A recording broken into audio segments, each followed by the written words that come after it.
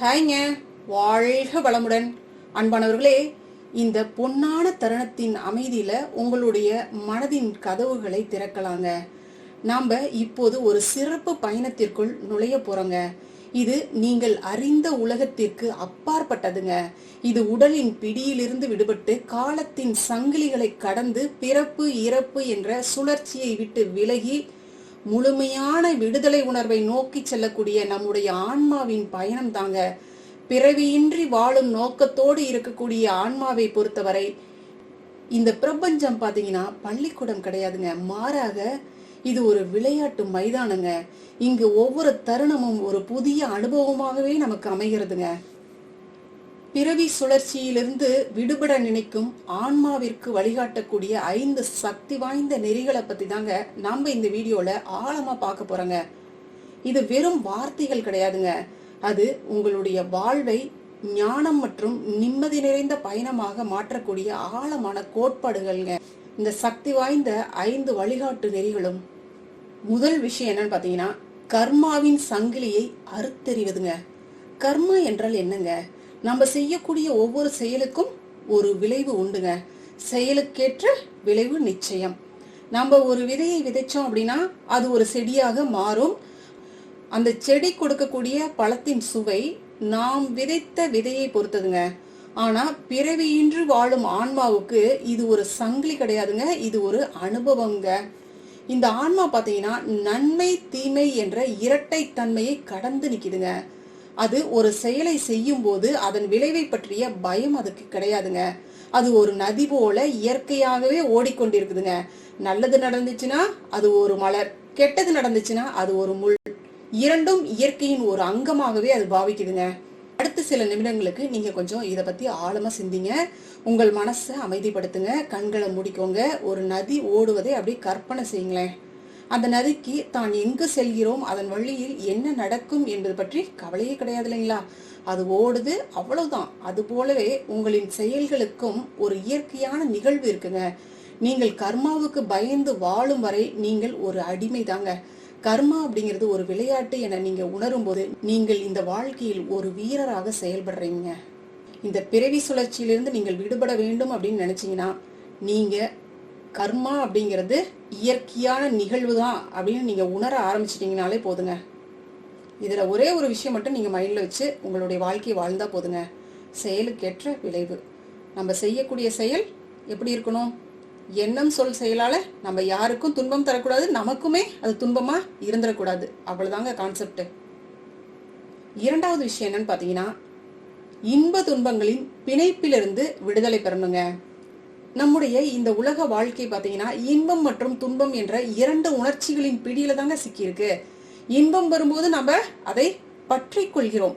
அதுவே நீங்கும் போது, அந்த இன்பம் நம்மளை விட்டு நீங்கும் போது துயரப்படுறோம். ஆனா பிறவியின்றி வாழக்கூடிய ஆன்மா பாத்தீங்கன்னா ஒரு கண்ணாடி போல இருக்குதுங்க. கண்ணாடி என்ன பண்ணுங்க? தண்ணில் படும் பிம்பத்தை அப்படியும் பிரதிபலிக்குதுங்க. அழகான பிம்பம் வரும்போது கண்ணாடி குதிப்பதும் கிடையாது, அசிங்கமான பிம்பம் வரும்போது அது அழுவதும் கிடையாதுங்க. அது நடுநிலையாக இருக்குங்க. இன்பம் மற்றும் துன்பம் இரண்டுமே பாத்தீங்கன்னா ஒரு ஆன்மாவின் பயணத்துல நிகழக்கூடிய தற்காலிகமான நிகழ்வுகள் தாங்க. அன்பானவர்களே, அடுத்து ஒரு 5 நிமிடங்களுக்கு உங்களுடைய வாழ்க்கையில் ஒரு இன்பமான நிகழ்வை அப்படின்னு நினைச்சு பாருங்க. அதன் பின்னர் ஏற்பட்ட சோகமான நிகழ்வையும் அப்படின்னு நினைச்சு பாருங்களேன். இரண்டுக்கும் இடையில நீங்கள் அடைந்த மனநிலையை உணர்ந்து அப்படியே கொஞ்சம் சிந்திச்சு பாருங்க. நீங்க எவ்வளவு பெரிய ஏற்ற இறக்கங்களை கடந்து இந்த வாழ்க்கையை வாழ்ந்துகிட்டு இருக்கிறீங்க அப்படின்னு கொஞ்சம் உணர்ந்து பாருங்க. இப்போ உங்களுக்கு புரியும், ஏற்ற இறக்கங்கள் நிறைந்ததுதான் வாழ்க்கை. இதுக்காக நாம அச்சப்பட வேண்டியதில்லை, கவலைப்பட வேண்டியதில்லை அப்படின்ட்டு. நீங்க எவ்வளவு பெரிய ஏற்ற இறக்கங்களை எல்லாம் உங்களுடைய வாழ்க்கையில கடந்து வந்திருக்கிறீங்க அப்படிங்கிறத உங்களால உணர முடியுங்க. கொஞ்சம் இதை அப்படியே உங்களுடைய மனக்கண்ல ஓட விட்டீங்கன்னா, இந்த பிறப்பு இறப்பு சுழற்சியிலிருந்து விடுபடக்கூடிய இந்த ஆன்மாவினுடைய நிலைப்பாடு எப்படி இருக்கும்னு பாத்தீங்கன்னா, இது ஒரு அலை அப்படின்னு இது நினைக்குங்க.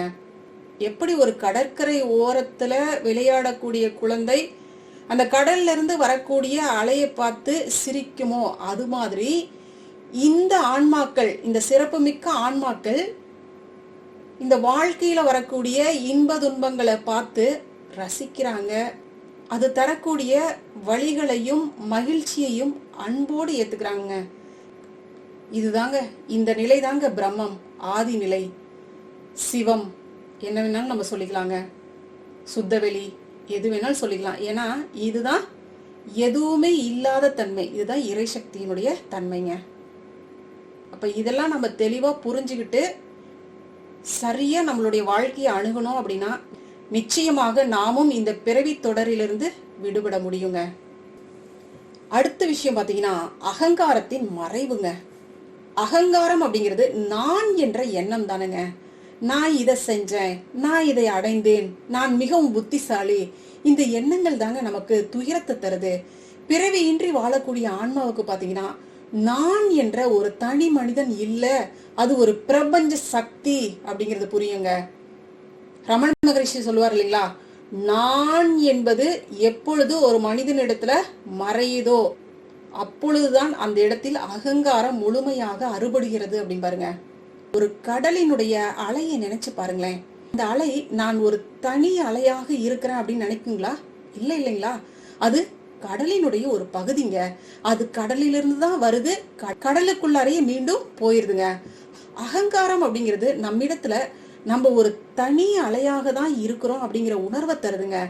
ஆனா நல்லா புரிஞ்சுக்கணுங்க, இந்த தனி அலைதாங்க ஒரு நாள் காணாம போகுது. அன்பானவர்களே, அடுத்த 5 நிமிடங்கள் கொஞ்சம் சிந்திச்சு பாருங்க. உங்களை பற்றிய எல்லா எண்ணங்களையும் விட்டுருங்களேன். உங்களுடைய பெயர், உங்களுடைய வேலை, உங்களுடைய தகுதிகள், உங்களுடைய உறவுகள் எல்லாத்தையும் விட்டுருங்க.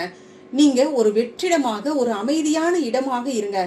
ஏதுமற்ற நிலையாக நீங்க இருக்கிறீங்க. உங்களை பத்தி எந்த அடையாளங்களுமே இல்லை, அந்த மாதிரி ஒரு நிலையில இருக்கிறீங்க.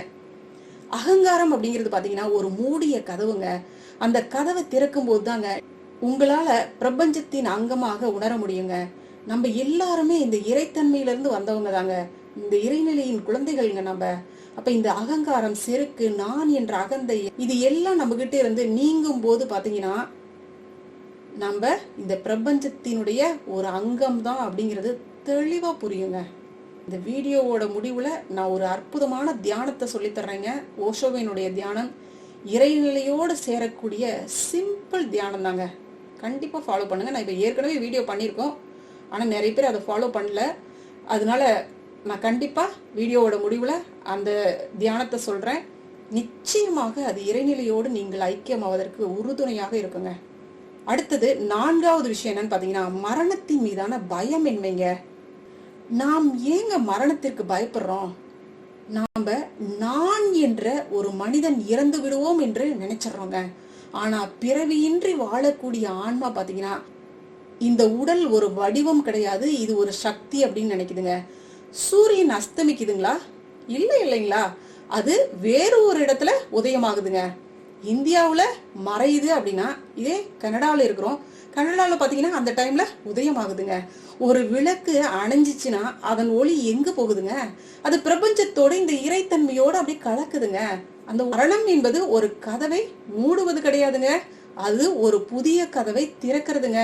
அது ஒரு உடலிலிருந்து மற்றொரு உடலுக்குள் செல்லக்கூடிய பயணம் கிடையாதுங்க, அது உடலற்ற நிலையை அடைவதுங்க. ஏன்னா ஒரு ஆன்மா இறந்துருச்சு அப்படின்னா அங்க உடலும் இல்லை, உயிரும் இல்லை. அது இது ரெண்டும் இல்லாத ஒரு நிலையை அடையக்கூடிய விஷயமா தான் இருக்கு. அப்ப அடுத்த 5 நிமிடங்கள் நீங்க இதை கொஞ்சம் சிந்திச்சு பாருங்க. மரணத்தை ஒரு முடிவா நீங்க பார்க்காதீங்க, ஒரு விடுதலையாக பாருங்க. மரணம் என்பது காலத்தின் பிடியிலிருந்து தான் நம்ம விடுபடுறதுக்கான ஒரு விஷயமா இருக்குதோ இல்லைய, நம்ம முழுமையாக இங்கிருந்து காணாம போக மாட்டோம். இந்த உலகத்தின் எல்லா வழிகளிலிருந்தும் துயரங்களிலிருந்தும் விடுதலை அடைகிறது மட்டும்தான் மரணத்தினுடைய தன்மை. இந்த மரண பயத்தை உங்ககிட்ட இருந்து போக்குறதுக்கு ஒரு 5 நிமிஷம் அப்படியே உங்களுடைய கண்களை மூடுங்க. ஒரு கணம் அப்படியே அமைதியா இருக்கிறீங்க. நீங்க ஒரு பறவையா கற்பனை பண்ணிக்கோங்க. இந்த பறவை சுதந்திரமாக எல்லா இடங்களிலும் அப்படியே பறக்கிறதாக அப்படியே கற்பனை பண்ணுங்க. அப்ப அந்த சூழல்ல உங்களுக்கு எப்படி இருக்குங்க? மனசுல எந்த விதமான எண்ணங்களும் கிடையாதுங்க. ஒரு பறவையா நீங்க சுதந்திரமா பறக்கும் பொழுது எந்த நெருக்கடிகளுமே இல்லை, எதுவுமே இல்லை, எதை பற்றியும் பயம் இல்லை, அச்சம் இல்லை, கவலை இல்லை, ஒண்ணுமே இல்லை. இவ்வளவுதாங்க ஒரு ஆன்மாவின் சுதந்திர பயணம். அப்ப மரணத்தை கண்டு நம்ம அஞ்ச வேண்டியதில்லை, இதுதாங்க விஷயம். அடுத்து 5வது நெறி என்னன்னு பாத்தீங்கன்னா பிரபஞ்சத்துடன் ஒன்றிணைதல்ங்க. பிறவியின்றி வாழும் ஆன்மா ஒரு தனி சக்தி கிடையாதுங்க. அது ஒரு பிரபஞ்ச சக்திங்க. அது எல்லா இடங்களிலும் இருக்குங்க, எல்லாவற்றிலும் இருக்குங்க. நீங்கள் ஒரு மரத்தை பார்க்கும்போது அந்த மரம் உங்களிடமிருந்து வேறுபட்டது கிடையாது. அதுவும் நீங்களும் ஒன்றுதான் அப்படிங்கிறது உங்களுக்கு புரியுங்க. நீங்கள் ஒரு பறவையின் குரலை கேட்கும் போது அந்த குரலும் நீங்கள் தான். நீங்கள் ஒரு பூவின் வாசனையை நுகரும் போது அந்த வாசனையும் நீங்கள் தான். நம்ம எல்லாருமே பாத்தீங்கன்னா பிரபஞ்சத்தினுடைய ஒரு அங்கம் தாங்க. நீங்களும் நானும் வேறு வேறு கிடையாதுங்க. நம்ம எல்லாருமே இந்த பிரபஞ்சத்தினுடைய குழந்தைகள்ங்க. எல்லாரும் ஒரு தாய் மக்கள் தாங்க. எல்லாரும் இறைத்தன்மையில இருந்து தான் வந்திருக்கிறோம். அப்ப நம்மளுடைய தன்மை எல்லாமே ஒண்ணுதாங்க. அன்பானவர்களே, அடுத்த 5 நிமிடங்கள் இந்த மாதிரி சிந்திச்சு பாருங்களேன். ஒரு ஆழ்ந்த தியானத்துல ஈடுபடுங்க. உங்கள் மூச்சின் மீது கவனம் செலுத்துங்க. ஒவ்வொரு மூச்சும் பிரபஞ்சத்தினுடைய மூச்சு அப்படின்னு நினைச்சுக்கோங்க. ஒவ்வொரு வெளிமூச்சும் உங்களை பிரபஞ்சத்தோடு இணைக்குது அப்படின்னு நினைச்சுக்கோங்க. ஓஷோ மூச்சு மட்டும் கவனிக்க சொல்லி எண்ணற்ற தியான முறைகளை கொடுத்திருக்காங்க. அதுல இது சிறப்பான தியான முறைங்க. என்ன சொல்லுவாருன்னு பாத்தீங்கன்னா, மூச்சு உள்ள வர்றது வெளியில போறத கொஞ்சம் கவனிங்கப்பா. மூச்சு வெளியில போகுது பாத்தீங்களா, அப்ப 1 அப்படின்னு சொல்லுங்க. மறுபடியும் மூச்சு உள்ள வரும், வெளியில போகும்போது மட்டும் 1 அப்படின்னு ஒரு 5 நிமிடங்கள் அப்படியே தொடர்ந்து சொல்லிக்கிட்டே வாங்கப்பா அப்படின்னு பாருங்க. இது ஏன் நம்ம 1 1 1ன்னு திரும்ப திரும்ப சொல்றோம் அப்படின்னு பாத்தீங்கன்னா, இந்த மூச்சு உள்ள இழுக்கிறோமே, மூச்சு நம்ம உள்ள இழுக்கிறோம் பாத்தீங்களா, அது எங்க இருந்து இழுக்கிறோங்க? பிரபஞ்சத்துல இருந்து தான்.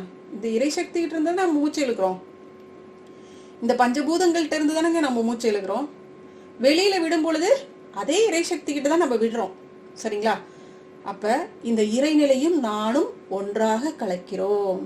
இந்த எண்ணங்கள் தாங்க இங்க. இப்ப வெளியில போகும்போது 1 அப்படின்னு நீங்க எண்ணும் பொழுது, நானும் இந்த இறைசக்தியும் 1 அப்படிங்கிற அந்த எண்ணத்தோட நீங்க திரும்ப திரும்ப ஒரு 5 நிமிடங்களுக்கு சொல்லிக்கிட்டே வர வர பாத்தீங்கன்னா, அப்படியே நீங்க இந்த இறைத்தன்மையோட ஐக்கியமாயி இந்த இறை சக்தி அதனுடைய கரங்கள்ல உங்களைய அப்படியே அற்புதமாக தழுவி இருக்கிறத உங்களால உணர முடியுங்க. இந்த இறையினுடைய அரவணைப்புல நீங்க இருக்கிறத உங்களால உணர முடியுங்க. இந்த பிரபஞ்சத்தினுடைய கருணை கடல்ல நீங்க மிதக்கிறத உங்களால உணர முடியுங்க. இந்த தியானத்தை நீங்க டெய்லி செஞ்சுக்கிட்டே வாங்களேன். காலையில எந்திரிச்சோன்னே செய்யுங்க, நைட்டு தூங்கும் போது செய்யுங்க. செம்மையா இருக்குங்க. கண்டிப்பா உணர்ந்து செய்யுங்க. அன்பானவர்களே, உங்களுக்கு நிறைய தியான முறைகள் ஏதாவது வேணும் அப்படின்னாலும் நம்மளுடைய கமெண்ட்ல சொல்லுங்க. இந்த மாதிரி நிறைய சின்ன சின்ன தியானங்களை ஓஷோ நிறைய கொடுத்துருக்காங்க. நம்மளும் நம்மளுடைய சேனல்ல நிறைய தியான முறைகளை அப்லோட் பண்ணியிருக்கோம். கண்டிப்பா எல்லா தியான முறைகளுமே ரொம்ப ரொம்ப சிம்பிளா தாங்க இருக்கும். நீங்க பாருங்க. மேலும் உங்களுக்கு இந்த சிறப்பு தியானம் தனியா ஒரு வீடியோவா தேவை அப்படின்னாலும் நம்மளுடைய கமெண்ட்ல சொல்லுங்க, நான் அப்லோட் பண்றேன். ஓகேங்களா? சரிங்க. இப்போ உங்களுக்கு இந்த பிரபஞ்சத்தோடு ஒன்றிணையக்கூடிய அந்த மூச்சை பத்தி நல்லா தெரியும். அதுதான் நம்ம சொல்றோம், உங்களுடைய மூச்சுல கவனம் செலுத்துங்க. ஒவ்வொரு மூச்சும் பிரபஞ்சத்தினுடைய மூச்சு. ஒவ்வொரு வெளிமூச்சும் உங்களை பிரபஞ்சத்தோடு இணைக்குது. நீங்க இந்த பிரபஞ்சத்தின் ஒரு சிறு துளி கிடையாதுங்க. நீங்கள் இந்த பிரபஞ்சம். நீங்கள் ஒரு கடல், நீங்கள் ஒரு நட்சத்திரம், நீங்கள் ஒரு பிரபஞ்சம். அதை நல்லா புரிஞ்சுக்கணுங்க. இந்த 5 வழிகாட்டு நெறிமுறைகளும் நம்ம எப்படி வாழ வேண்டும், நம்மளுடைய வாழ்க்கை முறையை எப்படி மாற்றி அமைக்க வேண்டும், இப்ப நம்ம இது மாதிரி வாழ்ந்துட்டு இருக்கிறோம் அப்படின்னா நிச்சயமாக நீங்கள்லாம் சிறப்புமிக்க ஆத்மாக்கள்ங்க. அன்பானவர்கள், இதுவரைக்கும் நம்ம பார்த்தது எல்லாமே வெறும் வார்த்தைகள் கிடையாதுங்க. அது நம்முடைய ஆன்மாவினுடைய அழைப்புங்க. இந்த வாழ்க்கையில இருந்து ஓடி ஒளிஞ்சுக்கிறதுலாம் இல்லைங்க. மாறாக இந்த வாழ்க்கையின் ஒவ்வொரு தருணத்தையும் முழுமையாக ஏற்றுக்கொண்டு கர்மாவின் விளைவுகளுக்கெல்லாம் பயப்படாம செயல்களை சரியாக ஒழுங்கமைத்துக் கொண்டு இன்ப துன்பங்களுக்குள் மூழ்காமல் அவற்றை ஒரு பார்வையாளராக மட்டும் பார்க்கறதுங்க. நான் என்ற அகங்காரத்தை கைவிட்டுவிட்டு அனைவருடனும் ஒன்றிணைவதுதாங்க.